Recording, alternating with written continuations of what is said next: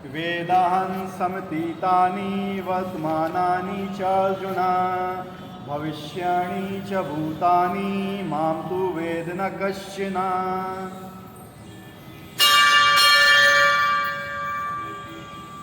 भगवान क्या बोल रहे हैं यहाँ पे अर्जुन से? हे अर्जुन, श्री भगवान होने के नाते मैं जो कुछ भूतकाल में घटित हो चुका है, जो वर्तमान में घटित हो रहा है और जो आगे होने वाला है, वह सब कुछ जानता हूँ। मैं समस्त जीवों को भी जानता हूँ, किंतु मुझे कोई नहीं जानता। समझ रहे? इससे पहले वाले श्लोक में क्या बोला था भगवान ने? मैं मूर्खों तथा अल्पज्ञों के लिए कभी भी प्रकट नहीं हूँ, तो उनके लिए तो मैं अपनी अंतरंगा शक्ति द्वारा आच्छादित रहता हूँ, तब ये नहीं जान पाते मैं अजन्मा तथा अविनाशी हूँ। भगवान को जानना हर व्यक्ति की बस की बात नहीं है। भगवान हर व्यक्ति के सामने प्रकट नहीं होते हैं। तो लोग कहते हैं कि हम मानते नहीं हैं, ठीक है, कहते हैं हम प्रधानमंत्री जब मानेंगे जब हमारे सामने आएगा, नहीं तो नहीं मानेंगे। मत मानो, तुम्हारे मानने था ना मानने से होता क्या है?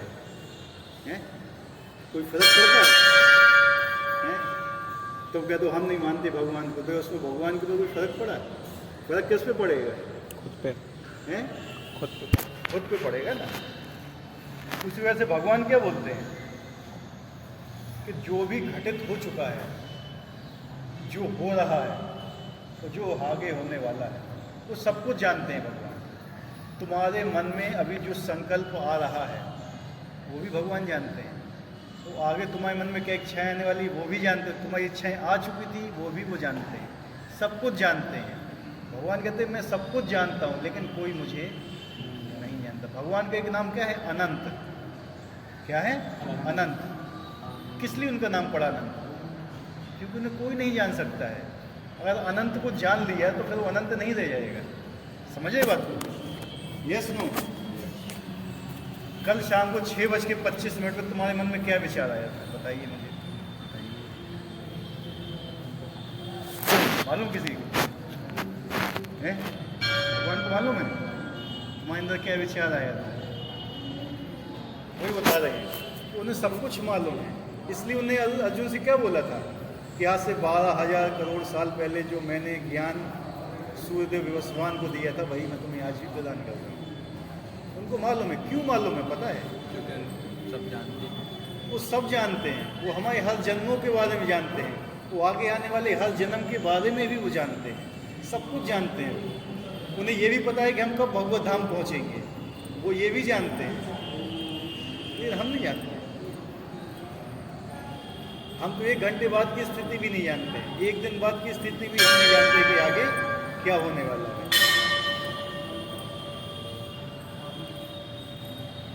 तो यहाँ पर साकारता तथा निराकारता का स्पष्ट उल्लेख है। यदि भगवान कृष्ण का स्वरूप माया होता, जैसा कि मायावादी मानते हैं, तो उन्हें भी जीवात्मा की भांति अपना शरीर बदलना पड़ता है। तो विगत जीवन के विषय में सब कुछ विस्मरण हो जाता है। कोई भी भौतिक देहधारी अपने विगत जीवन की स्मृति बनाए नहीं रख पाता, ना ही वह भावी जीवन के विषय में या वर्तमान जीवन की उपलब्धि के विषय में भविष्यवाणी कर सकता है। अतः वे ये नहीं जानता कि भूत, वर्तमान तथा भविष्य में क्या घट रहा है। भौतिक कलमश से मुक्त हुए बिना वह ऐसा नहीं कर सकता। भगवान क्यों जानते हैं, हम क्यों नहीं जानते हैं, उसका वर्णन इसमें बताया जा रहा है। सबसे पहली बात, हम अपने पिछले जन्म के बारे में नहीं जानते। क्यों नहीं जानते? क्योंकि हमारा शरीर बदल गया। भगवान का शरीर कभी नहीं बदलता है। जो लोग होते हैं, जो लोग ये बोलते हैं कि भगवान जब आते हैं तो माया का शरीर लेके आते हैं, तो फिर अपना शरीर छोड़ के फिर चले जाते हैं, तो अगर ऐसा होता तो भगवान को भी याद नहीं रहता फिर है, उनका शरीर छूट जाता। बहुत से लोग ऐसा बोलते हैं जब भगवान तो निराकार हैं, जब उनको किसी रूप में आना होता है तो माया के 5 पृथ्वी, अग्नि, जल, वायु, आकाश अपना रूप बनाते हैं, अपनी लीलाएं करते हैं, फिर जाके निराकार में चले जाते हैं। लोगों का ये मानना है कि भगवान इतने कमजोर है कि उन्हें माया की शरण लेना पड़ेगी क्या? उनका खुद का अपना एक रूप होता है सच्चिदानंद विग्रह, ठीक है। उन्हें किसी अलग से रूप लेने की आवश्यकता नहीं होती है। और वो कोई दूसरा रूप धारण करते तो वो भी सब कुछ भूल जाते। क्यों अर्जुन को बोल रहे थे कि 12 करोड़ साल पहले मैंने जो ज्ञान मतलब अर्जुन को दिया था वो मैं आज भी तुम्हें दे रहा हूँ। अर्जुन को ये है कि नहीं? सूर्य देव को ज्ञान दिया था 12 करोड़ साल पहले, तो आज वो किसको दे रहे हैं? अर्जुन को दे रहे हैं। उनको याद है, हर चीज़ याद है। वो जो आगे आने वाला वो भी चाहिए। उन्होंने कहा अर्जुन से कि मेरे अंदर देखो तो।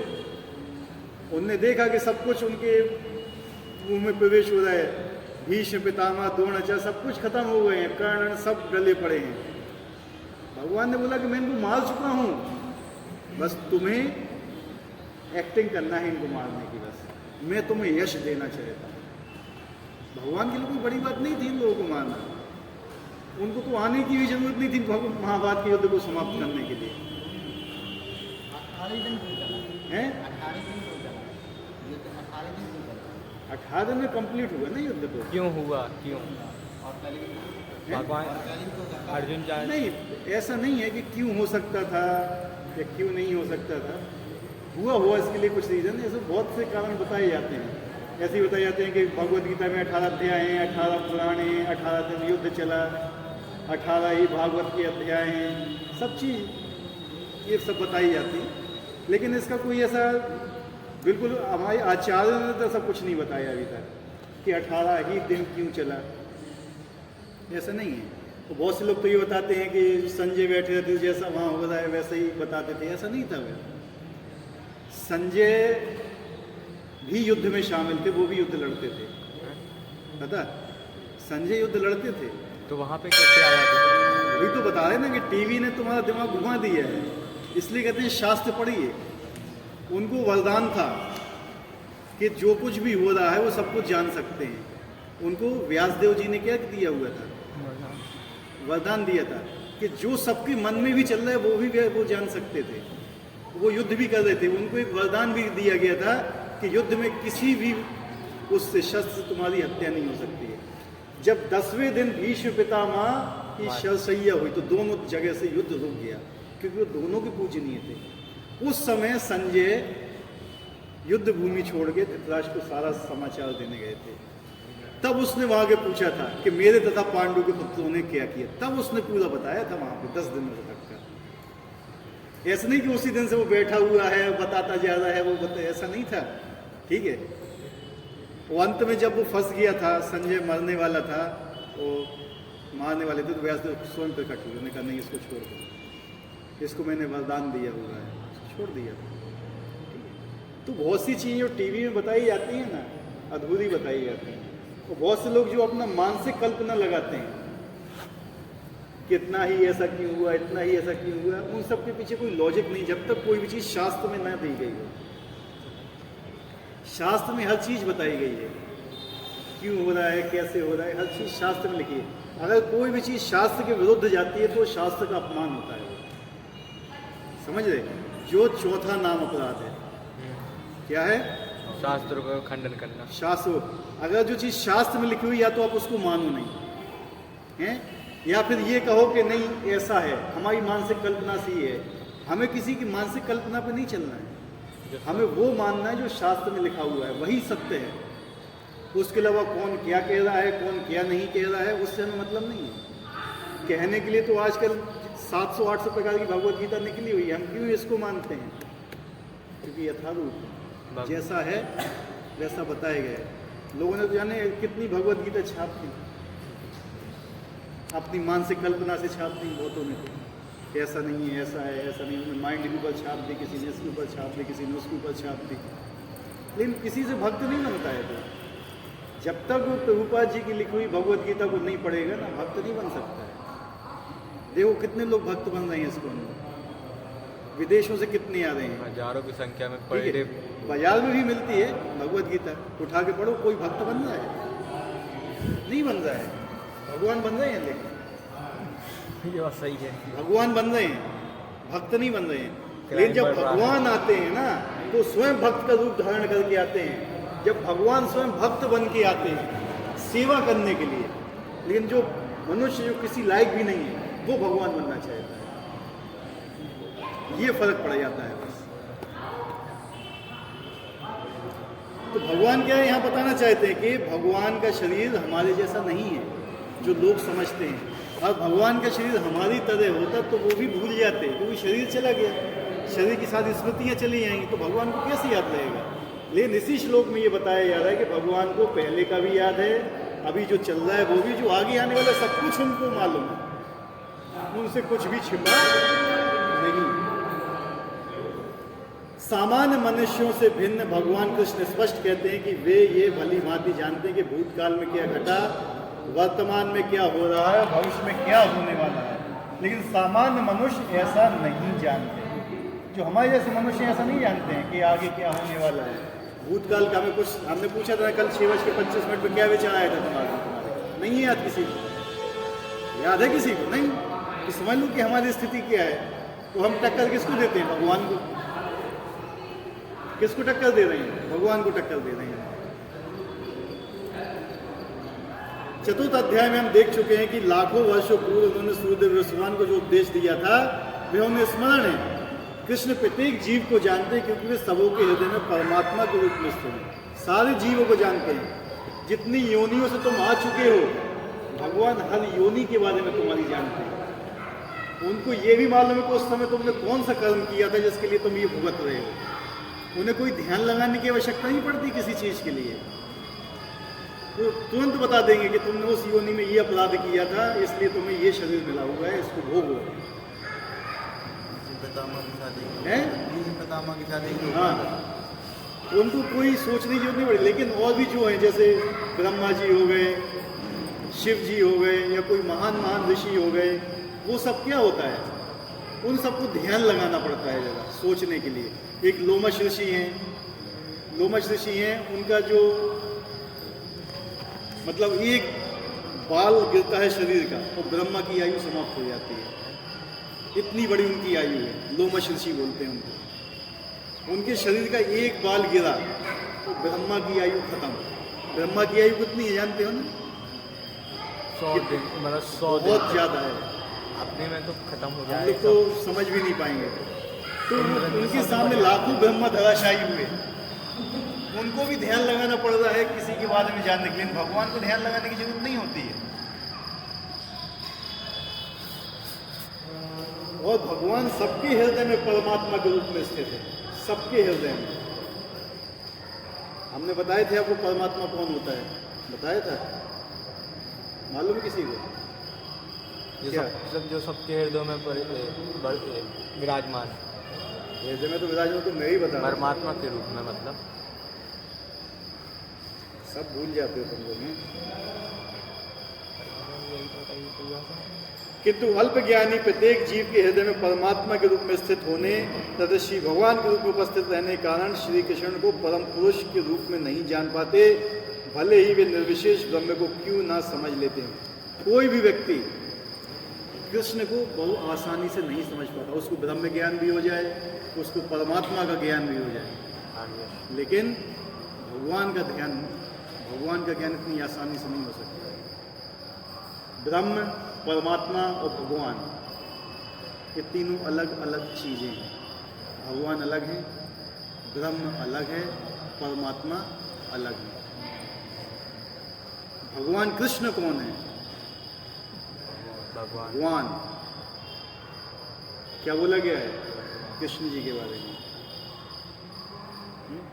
ईश्वरः परमः कृष्णः सच्चिदानंद विग्रह अनादिरादिर गोविंदा सर्व कारण कारण। परम भगवान है कौन? श्री कृष्ण। उनसे ही फिर ये सारी चीजें निकलती हैं। परमात्मा के 3 रूप होते हैं। सबसे पहले है कारणोदकशायी विष्णु, दूसरे हैं गर्भोदकशायी विष्णु, तीसरे हैं क्षीरोदकशायी विष्णु। क्षीरोदकशायी विष्णु जो हमारे हृदय में परमात्मा के रूप में रहते हैं, वो है क्षीरोदकशायी विष्णु। जो एक ब्रह्मांड में परमात्मा के रूप में रहते हैं, जिसके नाभि कमल से ब्रह्मा जी उत्पन्न होते हैं, उनको बोलते हैं गर्भोदकशायी विष्णु, वो भी परमात्मा के रूप में है। और जो कारणोदकशायी विष्णु, जिनके रोम कूप से हजारों ब्रह्मांड निकलते हैं, वो भी एक परमात्मा के हैं। तो वो ये सब कहाँ से आए हैं? भगवान कृष्ण से आए हैं। ठीक है, जो हमारे अंदर वो जो ब्रह्म है, वो भगवान के शरीर का तेज है। क्या है? तेज, रोशनी। जैसे सूर्य है, सूर्य से प्रकाश निकलता है, ऐसे भगवान के शरीर से प्रकाश निकलता है, वो होता है ब्रह्म। और जो उनके रूप होते हैं जैसे कारणोदक्षाई विष्णु, क्षीरोदक्षाई विष्णु और ये गर्भोदक्षाई विष्णु, ये परमात्मा है। हमारे शरीर में जो रहते हैं परमात्मा के रूप में वो क्षीरोदक्षाई विष्णु, इस ब्रह्मांड की परमात्मा है जो वो है गर्भोदक्षाई विष्णु, और जो हजारों करोड़ों ब्रह्मांडों की परमात्मा है वो है प्राणोदक्षाई विष्णु, और जो सबके भी आदि कारण है वो है भगवान विष्णु। इसलिए बोला है ईश्वर परमा कृष्ण सच्चिदानंद विग्रह अनादिरादि गोविंदा सर्व कारण कारण। जितना भी चीज घटित हो रहा है सबके कारण भगवान कृष्ण है। निसंदेह श्री कृष्ण का दिव्य शरीर अनश्वर है, वे सूर्य के समान है और माया बादल के समान है। भौतिक जगत में हम सूर्य को देखते हैं, बादलों को देखते हैं और विभिन्न नक्षत्र तथा ग्रहों को देखते हैं। आकाश व बादल इन समूह को अल्पकाल के लिए ढक सकता है, किंतु ये आवरण हमारी दृष्टि तक ही सीमित होता है। सूर्य, चंद्रमा तथा तारे सचमुच ढके नहीं होते हैं। इसी प्रकार माया परमेश्वर को आच्छादित नहीं कर सकती। वे अपनी अंतरंगा शक्ति के कारण अल्पज्ञों को दृश्य नहीं होते। जैसा कि इस अध्याय के 33 श्लोक में कहा गया है कि करोड़ों पुरुषों में से कुछ ही सिद्ध बनने का प्रयत्न करते हैं, और श्रेष्ठों ऐसे सिद्ध पुरुषों में कोई एक भगवान कृष्ण को समझ सकता है। भले कोई निराकार ब्रह्म अंतरात्मिक परमात्मा की अनुभूति के कारण सिद्ध हो ले, किंतु कृष्ण भावनामृत के विनय भगवान कृष्ण को समझ नहीं सकता है। अब एक चीज यहां बताई गई है, एक चीज मुझे बताना आप लोग, बरसात में जब बादल आते हैं तो क्या वो बादल सूर्य को ढक लेते हैं या वो बादल हमारी आंखों को ढकते हैं? हमारी आंखों को।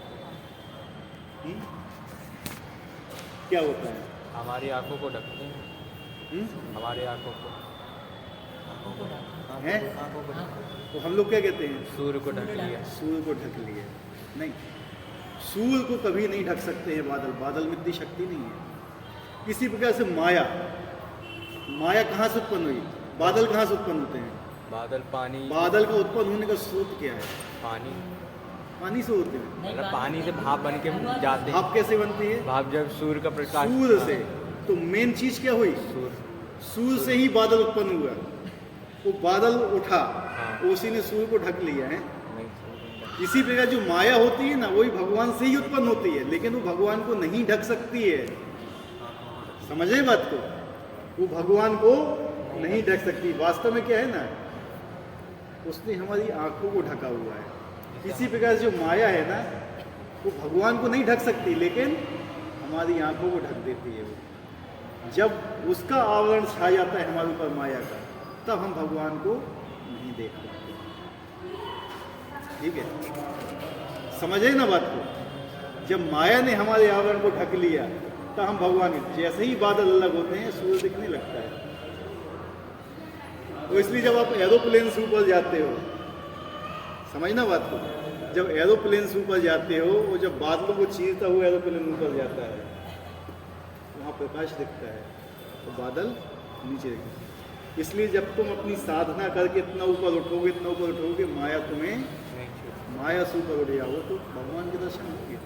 तो उसके बाद महामाया तो मिलती है। महामाया वो तो भगवान की माया है, वो तो तुम्हें उनके पास ले जाने के लिए है।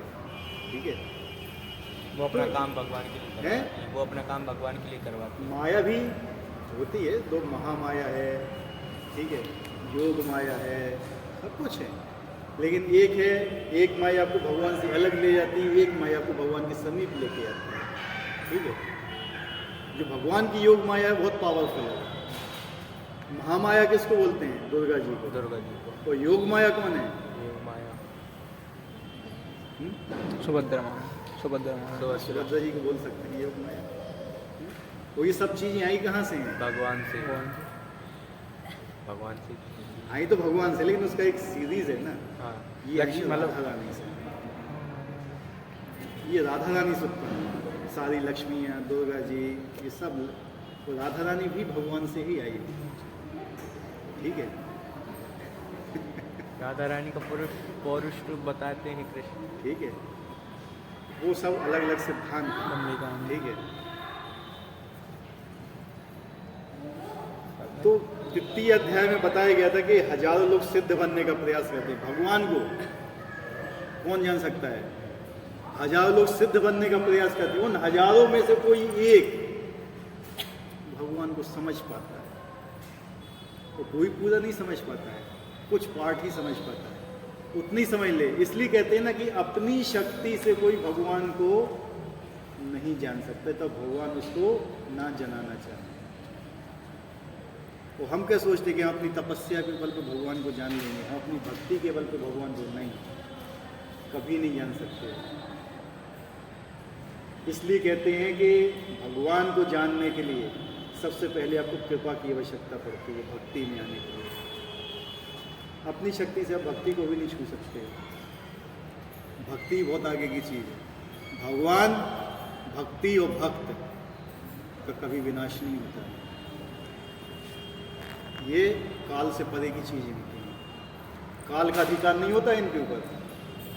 भक्ति, भक्त और भगवान, ठीक है, तो ये कभी नष्ट नहीं होते। तो जो काल है, काल क्या है इस भौतिक जगत में, आध्यात्मिक जगत में काल नाम की कोई चीज़ ही नहीं है। वहाँ सब कुछ प्रेजेंट में रहता है, ठीक है। यहाँ पे रहता है ऐसा कि कल था, ये आज आ गया, ये आने वाला है। ये हमारे द्वारा डिफाइन किया गया है कि सूरज अस्त हो गया तो हमने मान लिया कि एक दिन कंप्लीट हो गया। समझ रहे? इच्छा द्वेष समुत्थेन द्वंद्व मोहेन भारता सर्वभूतानि सम्मोहम सर्गे यान्ति परम तप। हे भरतवंशी, हे शत्रु विचेता, समस्त जीव जन्म लेकर इच्छा तथा घृणा से उत्पन्न द्वंद्वों से मोहग्रस्त होकर मोह को प्राप्त होते हैं। ये सबसे खतरनाक चीज है। भरतवंशी, भरतवंशी का मतलब क्या समझते हो? भरतवंशी भारत में जो रहते हैं, भारतवासी, महाराज भरत के वंश में उत्पन्न हुए। महाराज भरत के नाम से क्या शब्द बना था? भारत। भारत मतलब क्या होता है? भा मतलब क्या होता है? हैं? भास्कर। भास्कर का मतलब क्या होता है? सूर्य। सूर्य का मतलब क्या होता है? सूर्य क्या करता है? प्रकाश देता है। इसलिए भारत जो होता है ना, जो ज्ञान का प्रकाश देता है, उसको बोलते हैं भारत।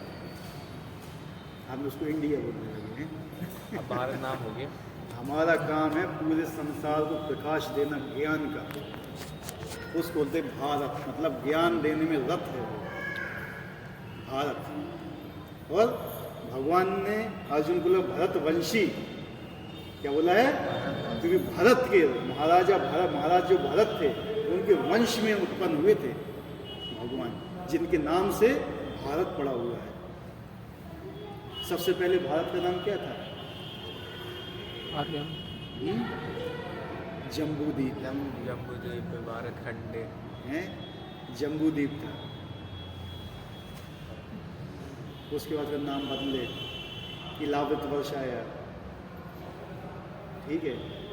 उसके बाद भारतवर्ष आया, आर्यवर्त, ये सब चीज़ भारत के ही नाम है, ठीक है। तो ये मोह के बारे में बताया है। मोह कैसे आता है? सबसे मेन चीज क्या है? काम। क्या है? काम। ये सबसे खतरनाक चीज है। अगर काम नहीं हुआ तो क्रोध। काम कैसे उत्पन्न होता है? काम मतलब इच्छाएं। इच्छाएं कैसी? अपनी इच्छा पूरी करने की। भगवान के लोग में प्रेम है। क्या है? प्रेम। लेकिन जब प्रेम में रजोगुण का मिश्रण हो जाता है, काम बन जाता है। इस संसार में प्रेम नाम की कोई चीज है ही नहीं। सबसे पहली चीज ये बताइए, भौतिक जगत में प्रेम नाम की चीज है ही नहीं।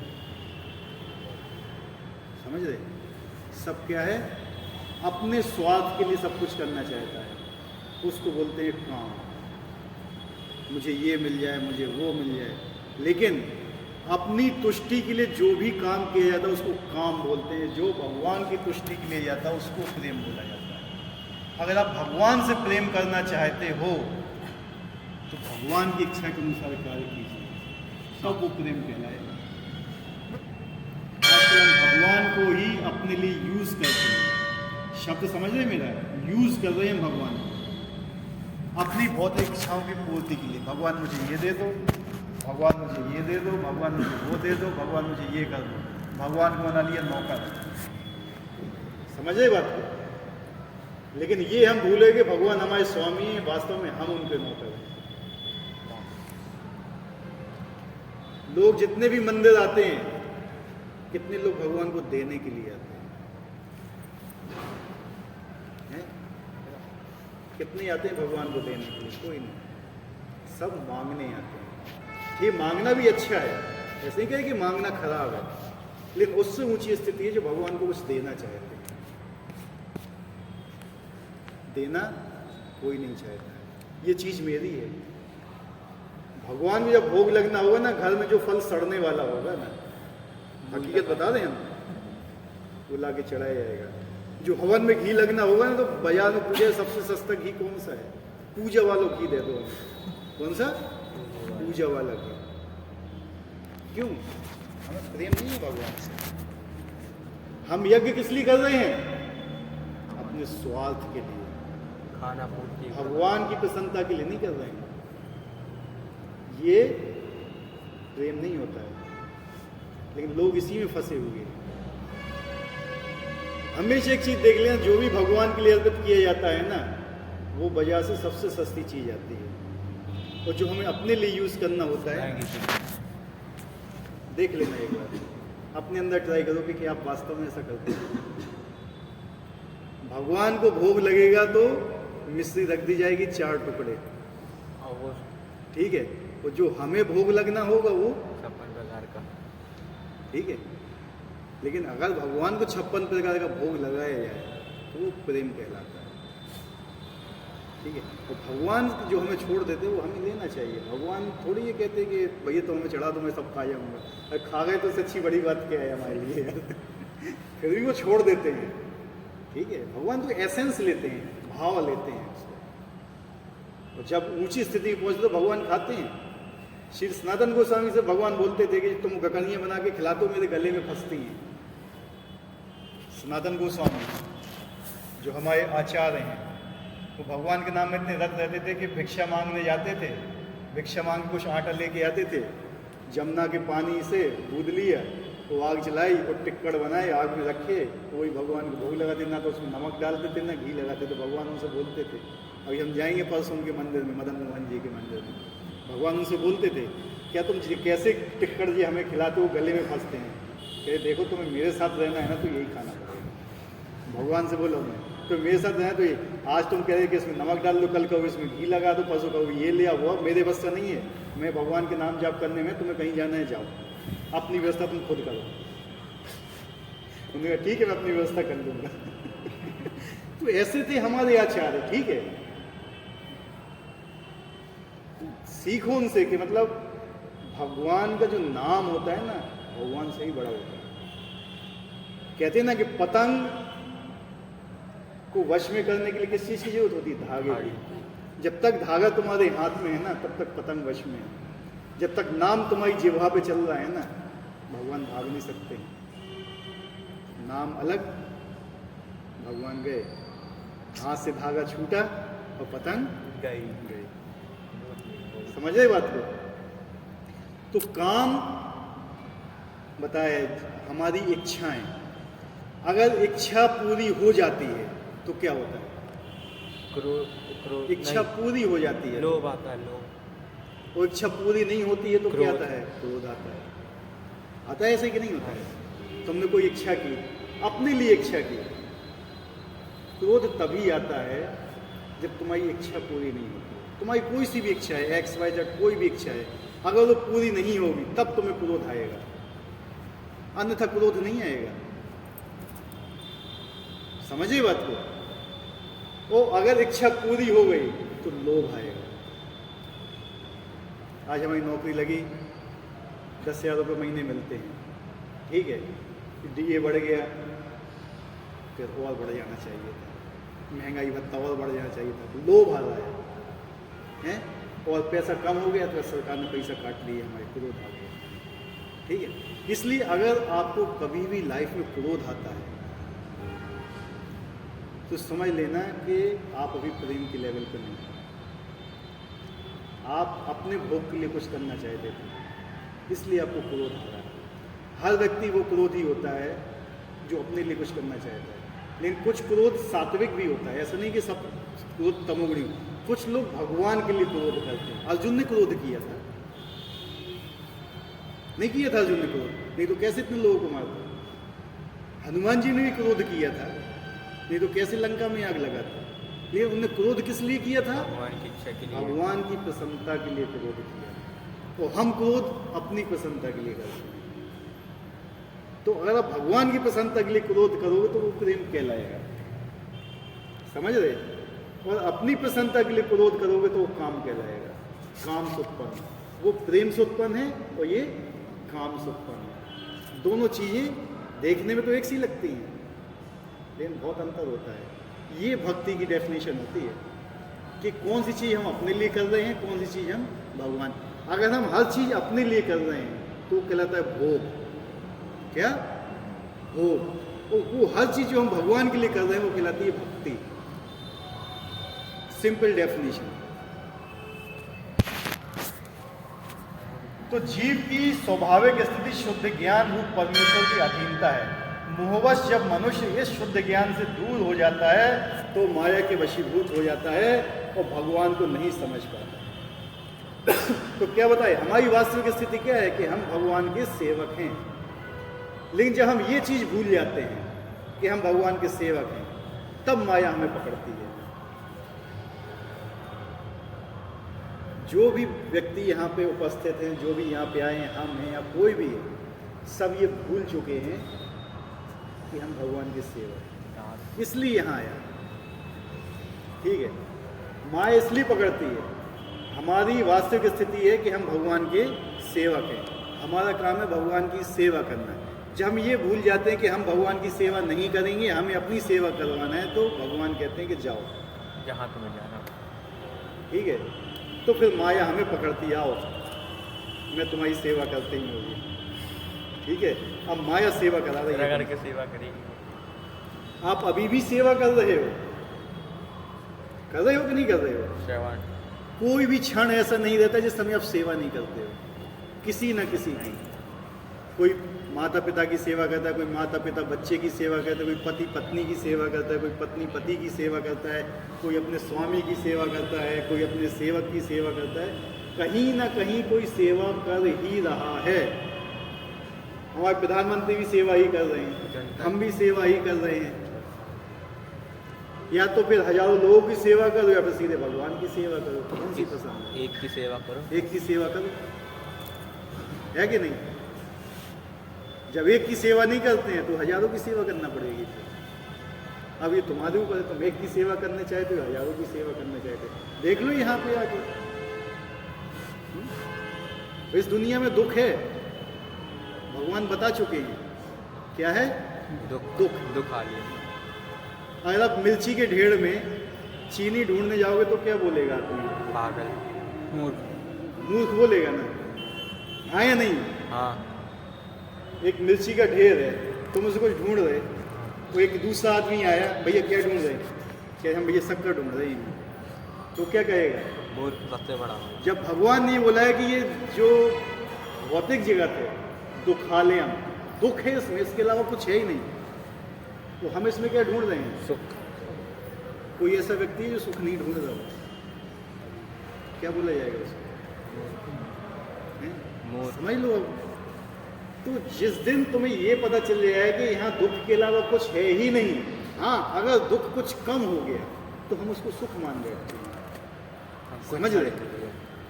हकीकत इतनी है कि अगर हमारे दुख है ना कुछ कम हो गए हल्के से, तो हम उसको सुख मान लिया, लेकिन वो वास्तविक सुख नहीं है। वो क्या है? सुख नहीं है, ये दुख ही है। और पूरे 14 लोकों में, यहाँ से लेके ब्रह्मलोक तक कहीं भी सुख नहीं है, कहीं भी सुख नहीं है। हम सोचते हैं हम स्वर्ग में चले जाएंगे, इस लोक में चलेंगे, उसमें सुख मिल जाएगा, कहीं सुख नहीं है। सुख केवल वैकुंठ में है, भगवान के लोक में। हम उस सुख की कामना करना चाहिए। तो हम भगवान से क्यों दूर रहते हैं? मोहवश। मोह के कारण हम भगवान से दूर हो जाते हैं और माया के वशीभूत। ये माया इच्छा तथा घृणा से द्वंद्व के रूप में उत्पन्न होती है। द्वंद्व, ये जो द्वंद्व जो शब्द है ना, ये हमें यहाँ फंसाने वाला है। राग और द्वेष, अगर हम किसी व्यक्ति को चाहते हैं तो किसी से घृणा भी करते हैं। राइट रॉन्ग है? एक व्यक्ति को हम अच्छा मानते हैं, एक को बुरा मानते हैं। ये होता है क्या? द्वंद्व।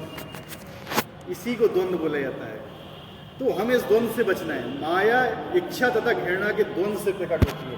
इच्छा और घृणा, आप किसी चीज की इच्छा करते हो, किसी से घृणा करते हो, इसी से माया उत्पन्न होती है। इसी इच्छा तथा घृणा के कारण मनुष्य परमेश्वर से तदाकार होना चाहता है, भगवान के रूप से कृष्ण से ईर्ष्या करता है। मतलब वो भगवान की सेवा नहीं करना चाहता है। हम भगवान से लीन होना चाहते हैं भगवान के, लेकिन हम भगवान की सेवा नहीं करना चाहते। जो निराकारवादी होते हैं, जो कहते हैं हम भगवान में लीन होना चाहते हैं, मतलब क्या हुआ? भगवान के अस्तित्व को नहीं स्वीकार कर रहे हैं। सेवा होती है दो लोगों के बीच में। यस, और दो लोग होंगे तभी प्रेम होगा। अकेले से प्रेम नहीं होता है, होता है अकेले से प्रेम। कोई दूसरा होना चाहिए ना प्रेम करने के लिए, सेवा करने के लिए दूसरा होना चाहिए, तब तो सेवा करो। उन्होंने सीधा कह दिया भगवान निराकार है, काम खत्म। हम हैं साकार हैं, हम भगवान से श्रेष्ठ हैं, ठीक है, हम भगवान में लीन हो जाएंगे, हमें सेवा करने की कोई ज़रूरत नहीं है। तो ऐसे लोगों को मूर्ख बोला गया है। किंतु शुद्ध भक्त इच्छा तथा घृणा से मोहग्रस्त नहीं होते। वे समझ सकते हैं कि भगवान श्री कृष्ण अपनी अंतरंग शक्ति से प्रकट होते हैं। अंतरंग शक्ति मतलब योग माया।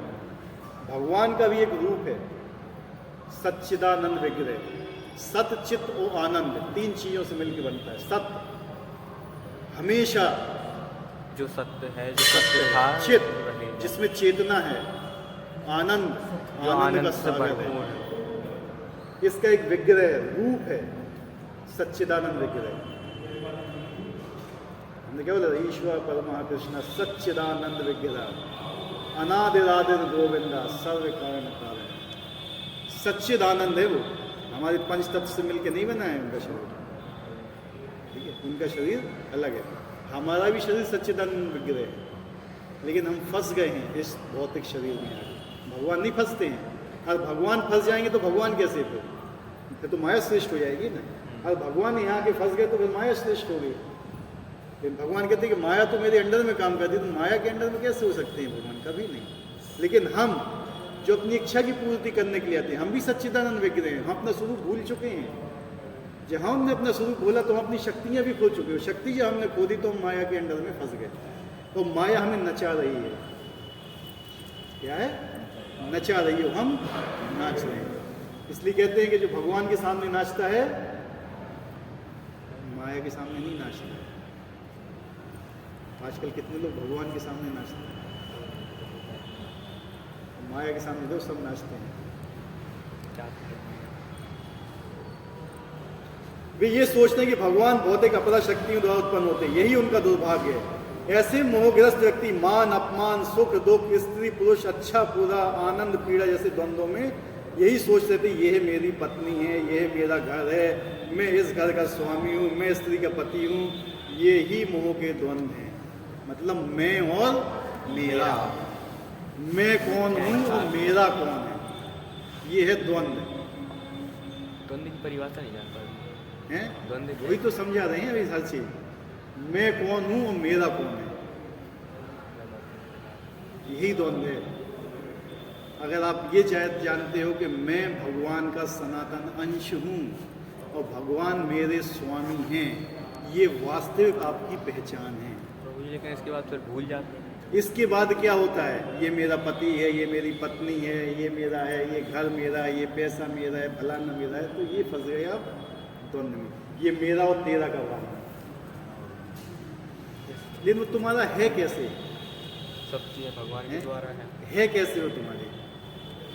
यही तो सबसे बड़ी बात आती है। ये कहते कि मेरा है, ये तुम्हारे पास आया कैसे? क्या तुमने उसको बनाया? क्या किया? कुछ नहीं।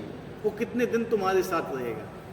ये कहते ना टेम्पररी, जो तुम्हारा वो होता है सुख, टेम्पररी घर, समय के लिए है वो। कल वहाँ कोई और था, आज वहाँ तुम रह रहे हो, और कल की कल तरह वहाँ कोई और हो रहे हो, तुम्हारा नहीं है। ठीक है, भगवान ने जो आज तुम्हारी पत्नी है, जो आज तुम्हारा पति है, कभी और था, कहीं और था, वो कहीं और थी, यही सब है। शादी होने से पहले किसी को पता नहीं रहता है कि हमारी पत्नी कौन है, हमारा पति कौन है। ठीक है, आज हो गया तो मेरा है, तेरा है, ये फलाना है, ठिकाना है। ठीक है, ये आज मेरा घर है। ठीक? तो ये मेरा और तेरा के भाव में जब तक आदमी फंसा रहेगा ना, यहाँ पे फंसा ही रहेगा। और सारी लड़ाइयाँ कैसे होती हैं? इसी चीज़ों की वजह से मेरा तेरी एरिया किसका होता है? सड़क पे देखा है ना, एक कुत्ता दूसरे के मोहल्ले में गया तो क्या होता है? काट डालते हैं, खत्म हैं? क्या होता है? लड़ाई होती एरिया किसका होता है? हैं? है। मनुष्य का नहीं होता है, लेकिन हमने अपने एरिया बना लिए। वास्तव में सब चीज़ किसकी है? भगवान की। भगवान की। ये कहते हैं मैंने घर बनवाया हुआ है। जो घर के अंदर जो मिट्टी लगी है वो किसने बनाई है? भगवान के द्वारा आई है। जो जल लगा हुआ है वो किसने बनाया है? जो धूप उसमें पड़ रही है सूखने के लिए वो किसने बनाई है? तुमने बनाई है। हैं? ये आदमी भूल जाता है। कहते हैं हमने अपनी कमाई को खा रहे हैं। जो सांस देता है क्या वो भी तुम कमा के लेके आए थे क्या? हैं? सबसे ज़्यादा इंपॉर्टेंट क्या है शरीर में, सांस है या पैसा है? श्वास। अन्न है। कौन दे रहा है श्वास? हैं? प्रभु। वो भूल जाता है आदमी। जो चीज़ भगवान देता है ना वो भूल जाता है। उसको याद कर देता है ये मैंने कमाई है, मेरा है, ये मेरा पैसा है, फलाना है, ठिकाना है। तेरा तेरे को अर्पण क्या लागे मेरा। हैं? ये होना चाहिए। सब कुछ भगवान का है, हमारा कुछ भी नहीं है। लेकिन हाँ, भगवान ने हमें कुछ समय के लिए दिया। कुछ समय के लिए दिया हुआ है कि हम जो भी हमारे पास है उसको हम भगवान की सेवा में लगाएं, अपनी सेवा में नहीं। जो भी आज हमारे पास धन संपत्ति है, जो भी आज हमारे पास घर बार है, जो भी चीज़ें हैं हमारे पास, जो भी हमें दी गई हैं, वो भी हमें भगवान की सेवा में लगाने के लिए दी गई हैं। और अगर आप उनको भगवान की सेवा में नहीं लगाओगे तो फिर तुम्हें कष्ट भोगना पड़ेंगे। आज अगर मैं नौकरी करता हूँ तो सरकार की तरफ से मुझे बंगला भी मिलता है, गाड़ी भी मिलती है, नौकरी भी नौकर भी मिलता है, सारी फैसिलिटी मिलती है। अगर ये सारी फैसिलिटी होते हुए अगर मैं ड्यूटी ना करूँ तो सरकार निकाल तो देगी। क्या हो गया? सरकार सिंपल बताइए, सिंपल आंसर है। निकाल देगी। अगर ये सब चीज़ मैं उपयोग कर रहा हूँ, मैं ड्यूटी नहीं जा रहा हूँ, मैं सरकार का कोई काम नहीं कर रहा हूँ, तो क्या होगा? निकाल देगी। भगा देगी सरकार, है कि नहीं? इसी प्रकार से फाइन जब लगा ये देगी। सारी सुविधाएं हमें दी गई हैं और उसके बावजूद भी हम भगवान की सेवा नहीं कर रहे हैं तो अगला जन्म हमें मनुष्य का नहीं मिलेगा। सिंपल बात है, अगला जन्म हमें मनुष्य का नहीं मिलेगा। यही मोह के द्वंद्व, जो लोग ऐसे द्वंद्वों से मोहग्रस्त रहते हैं वे निपट मूर्ख हैं और भगवान को नहीं समझ। जो इस चीज में लगा हुआ है, ये मेरा है, ये तेरा है, ये फलाना है, ठिकाना है, ये उसका है, ये कभी भगवान को नहीं, क्योंकि ये एक बादल के रूप में सामने आ गए तो सूरज को नहीं देखने